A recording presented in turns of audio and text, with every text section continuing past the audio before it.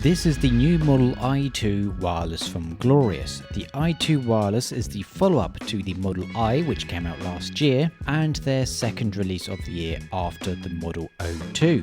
Glorious have had a bit of an identity crisis from the now defunct Forge, which was a group buy, releasing mice that people would actually want to buy, like a True Viper Mini wireless, which in turn would save us from whatever it is Razer is doing, and higher quality products than their main line, which have no holes in them. I don't think I'm alone here when I say that I've been disappointed with the direction that Glorious has been heading in recently, especially after their pretty promising start, so I really feel like this Model i2 has to impress. The original Model I that I reviewed last year received a lot of praise for myself. I even said that it might become my main. It didn't. And I also said that a wireless version could become my main.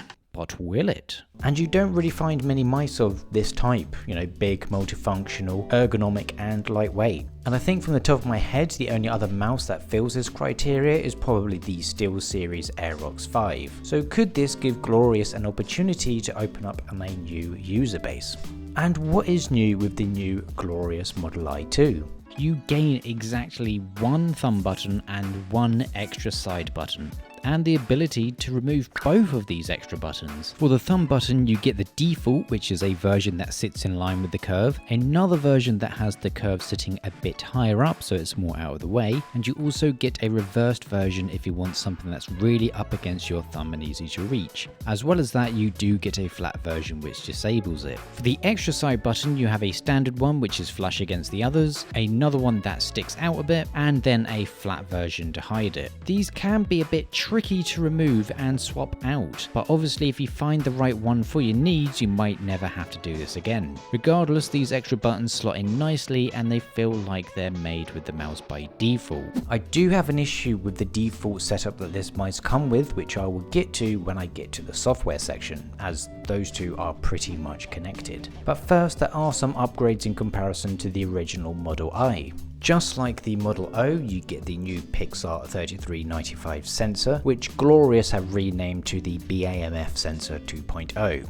I don't know why, it's a bit weird. This is an upgrade from the original 3370 from the Model I. Granted, the performance gains here aren't going to take you from bronze to silver. If you play Apex Legends, only a controller will do that. The switches are using their own Glorious switch, which might actually be a rebranded version of the KLGM 8.0 switches. These switches feel pretty great, I find them very crispy and consistent, so they perform well, but I had some rather big problems. Now, Glorious had kindly sent us two of these, one black and one white, and upon unboxing the black version and using it, I experienced this.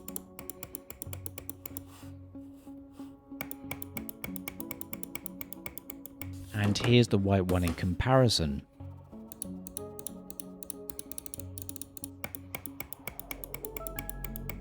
To describe it in detail, it feels like when I press down for just a fraction of amount of time, it just seems to catch on something and block the press ever so slightly. It does it more often than not, and it's incredibly annoying. It makes it unusable as it creates a very inconsistent click. The white version does not do this at all, but it still has its own problem. I did let Glorious know with this issue that I had with the black version, and they responded and said, "It isn't faulty, the left mouse button is slightly longer than the right mouse button. Not exactly sure how you're achieving that sound, but none of our internal test units did that." It's something that can happen. I'm not going to say do not buy this product at all, because you are going to get the exact issue that I have.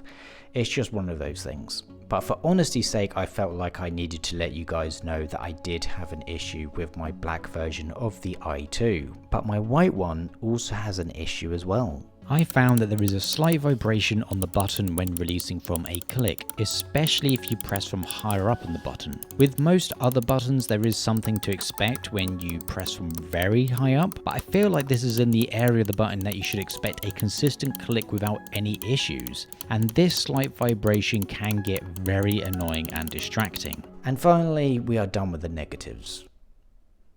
I don't think so, actually.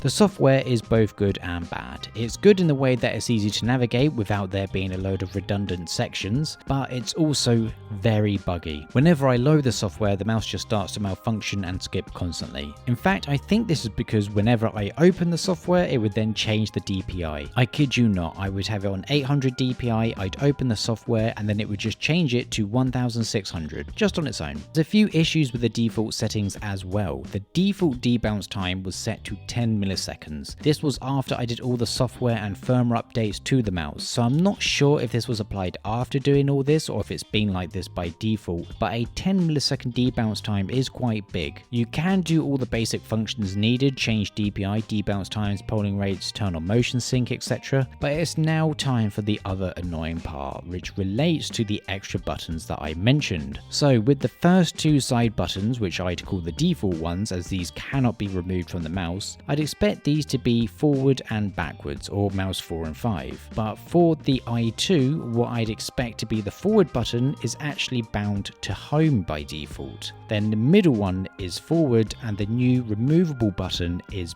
back. So if you remove the extra side button, you'd have no back button on your mouse until you install the software and change it. It's not a major issue, but it is slightly annoying because it changes the standard of every mouse to ever exist. I do wonder as well if this was done to actually make people install the software.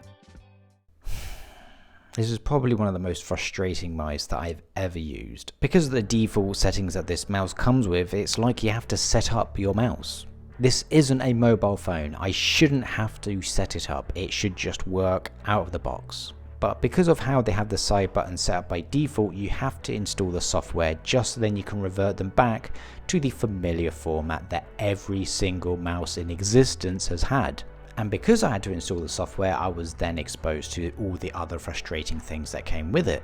There's some really good parts about this mouse. Apart from the mentioned issue, this mouse, just like the Model 02, feels very high quality. It's incredibly solid, the remaining side buttons and scroll wheel feel great to use, and I have no other complaints. In fact, they are a perfect implementation for me. I love the shape, it's great to hold with my meaty palm grip. It could even work for other grip types, but only if you are clicking from the middle to the top of the buttons, or you're going to get that vibrating feedback that I mentioned, which again I have to add is very distracting. For me, the 75 gram weight is fine for a mouse of this size, and the holes I feel get a pass for this mouse as well, as they probably help to achieve that target weight. But the RGB doesn't get a pass, get rid of it. When I've been playing with it, for the most part it's been great. It's comfortable for me to use for long durations. From what I've experienced, the performance is good. I'd expect someone to do some proper testing and tell me I'm wrong though, but it's annoying because I can't enjoy playing with this mouse as much as I should.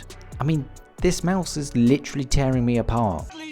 Because this should be a great mouse. It really should be. But then it's let down by something that I like to call the glorious moment.